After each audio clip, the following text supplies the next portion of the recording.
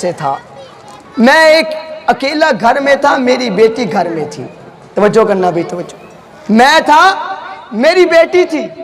اب جناب مجھے پتا لگا کہ ہمارے محلے میں ہندو اور سکھ آ چکے ہیں، تو کہنے لگے کہ میں نے سوچا کہ یہ لوگ آئیں گے میری بچی کو پکڑ کر لے جائیں گے، تو مجھے پوری زندگی یہی تمنا رہے گی کہ کب میری بچی مجھ سے ملے گی، کب میرے ساتھ اس کی ملاقات ہوگی.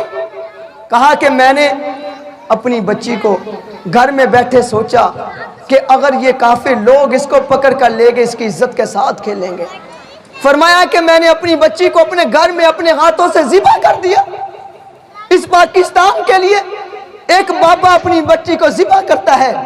میرے بھائیوں، کس مقصد کے لیے ذبح کرتا ہے؟ اس مقصد کے لیے کہ آج ہم آزادی کا نعرہ لگائیں اور گاڑیوں کے آگے جھنڈے لگائیں، اندر انڈیا کے گانے چلائیں.